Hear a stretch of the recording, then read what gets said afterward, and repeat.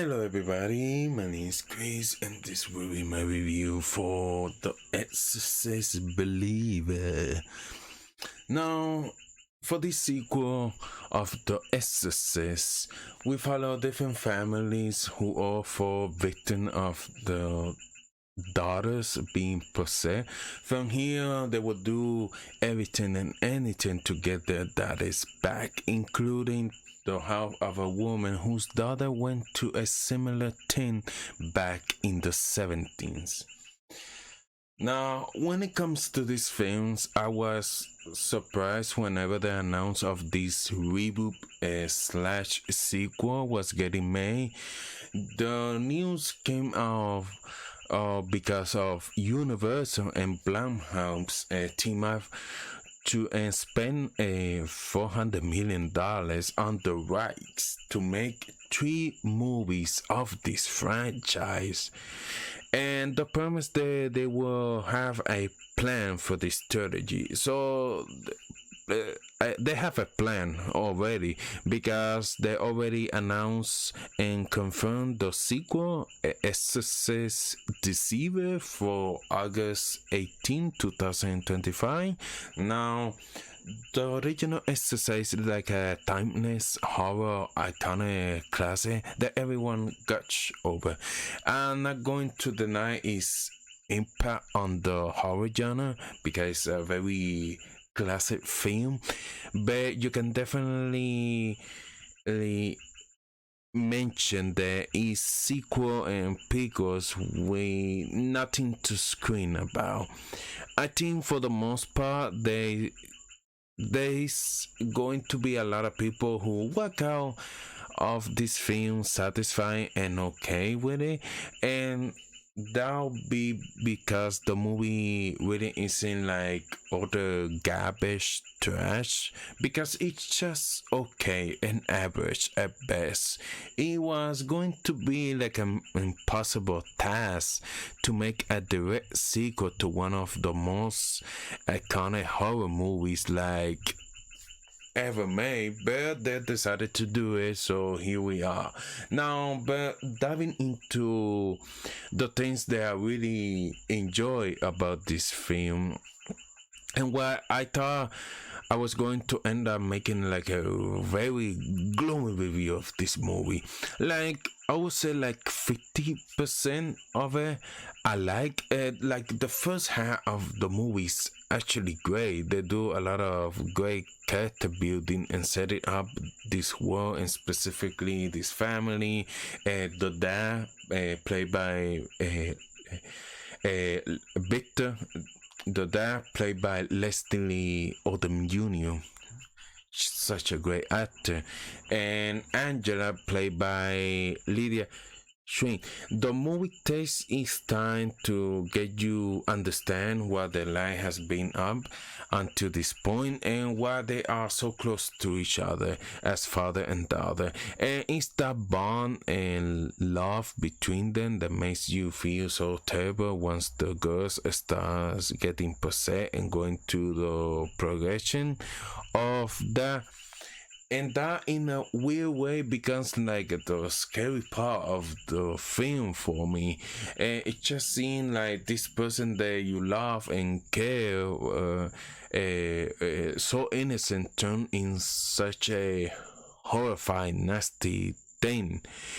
And the performances all around in this movie were very solid, especially Leslie Odom Jr. I would like more shenanigans and like antics between the possessed, but there was so little. And acting wise, the girls did a great job. I also really even like the practical and visual effects they throw in there. So in the first hour I was invested, curious, and liking it very much where this was headed. And then even doing something unique, like why having 2 girls being possessed, and the route they go up about getting possessed, like I was generally glued to the screen wondering how they're going to get out of this. Like, what is their plan and what do you do in a situation like this? Now that's when it started to become like a false legacy sequel, and it just goes down the hill from there. And that's bring me to some of my mixed and negative things about this. So you already seen in the trailers they bring back the monk Chris, played by Ellen Burstyn from the original Exorcist movie, and that probably meant a lot to Exorcist fans that will connect in some way. And this Exorcist movie will follow the pattern that a lot of weakos have in the past reboots, sequels.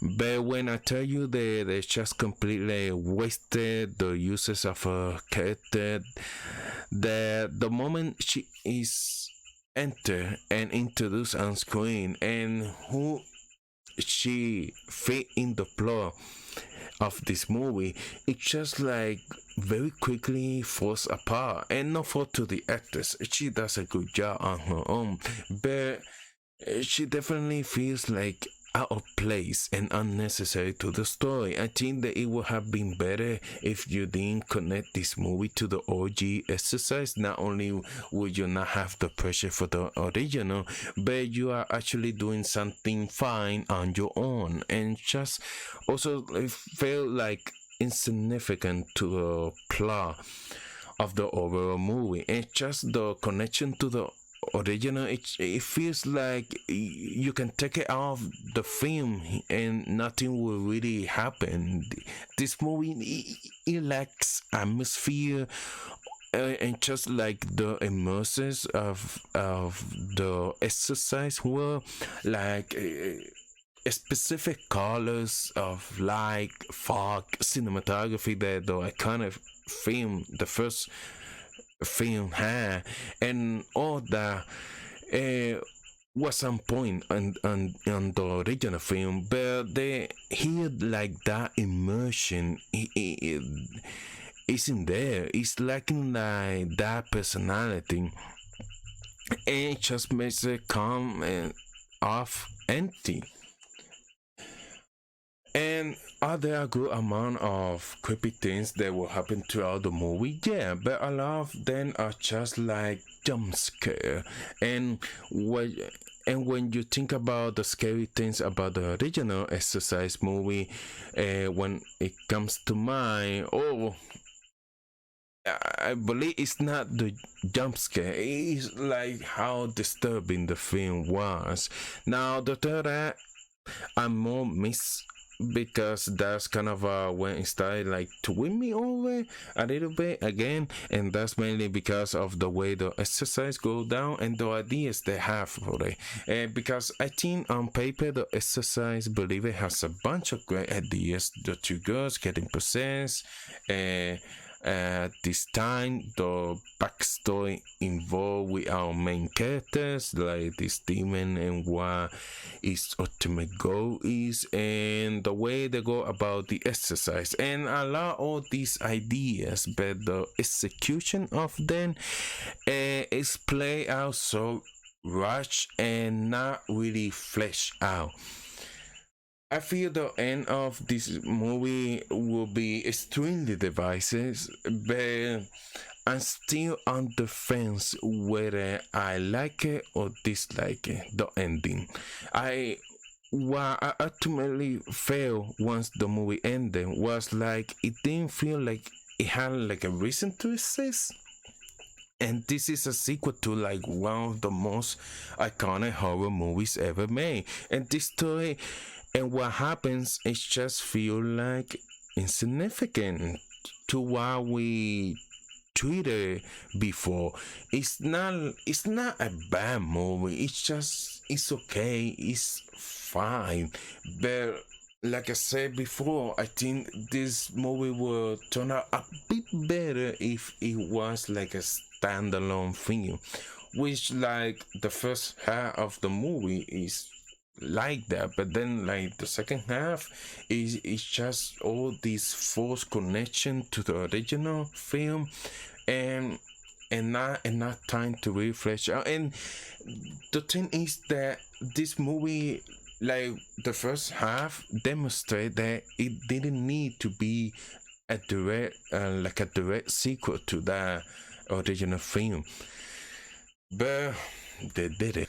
Now, if you have seen the latest Halloween trilogy directed by David Gordon Green, who is the director on this film, The Exorcist Believer, so you pretty much, if you like that trilogy, you pretty much get an idea of what the tone and pacing of the film will have, the style of the film. So if you like the trilogy in terms of the style and tone, that's pretty much similar here with director David Gordon Green. So that's my review for the Exorcist Believer. If you enjoyed this video, hit the like button, consider subscribing to the channel, and thank you for watching. Bye bye.